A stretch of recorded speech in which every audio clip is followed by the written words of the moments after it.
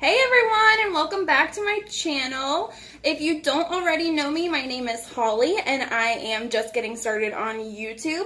I am doing a personal challenge to post 31 videos in 31 days, and this happens to be day 2.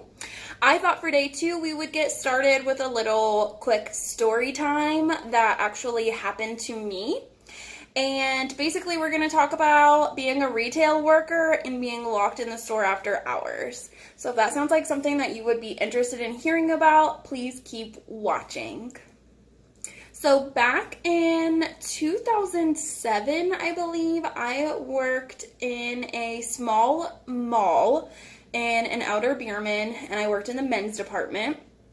I absolutely hated this job. Like, probably in my top 3 most hated jobs, this would definitely be like either number 1 or number 2. Probably number 1 because it was awful.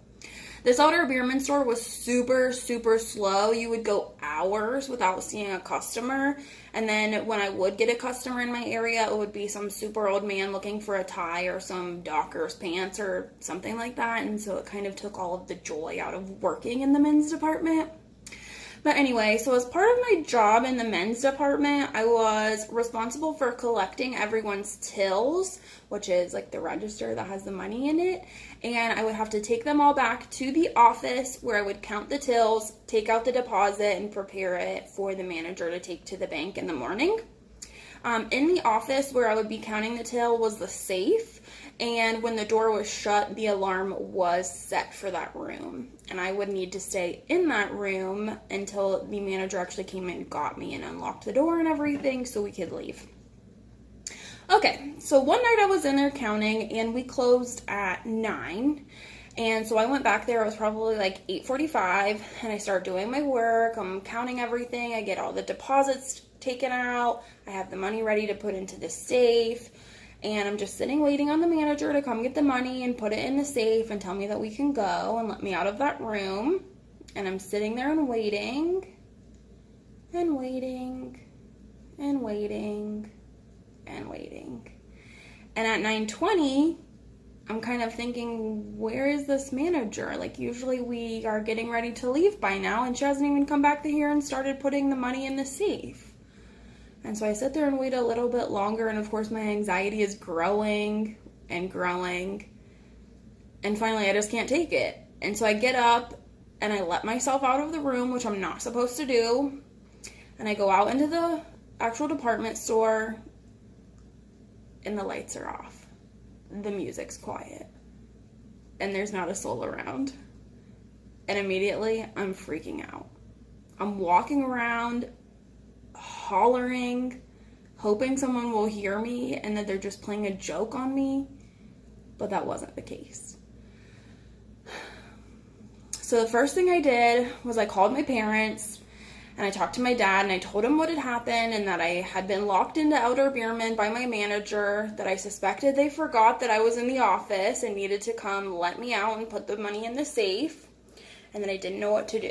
I didn't know how to get out because the gate was down on the main entrance to come into Elder-Beerman, and all of the exit doors to the outside were locked with a key, and the emergency exit in the back room was armed with an alarm for the fire department.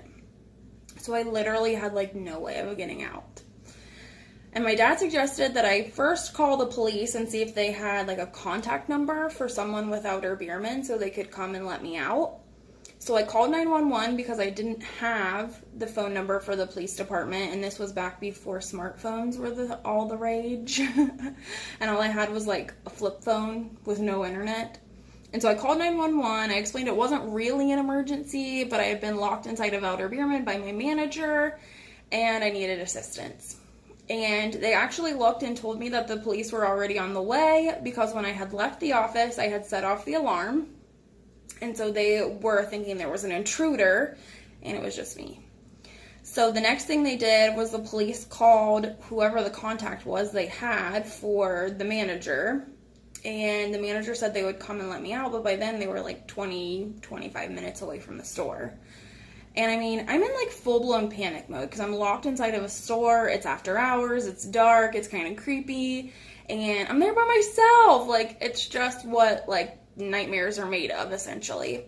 So as soon as the fire department and the police showed up, I could hear them through that outside door for the fire alarm like door. And I kept telling them, like, no, I can't open the door. This alarm is going to go off. And finally, they were like, listen, like, just go ahead and open the door. Let yourself out. The alarm's already going off, so you might as well leave. So I went ahead and opened the door and left. But let me tell you, that was a traumatic experience, and I hope it never happens again. So yes, that's what happens when you get locked in Elder-Beerman after hours. Not on purpose. You have to call the police and have them come let you out because your manager is a ditty and locked you in the office. So hopefully that doesn't happen to any of you guys, and hopefully it doesn't happen to me ever again. But if it does, hopefully you'll know what to do. Thank you guys so much for watching, and hopefully I'll see you tomorrow for day 3. Thank you.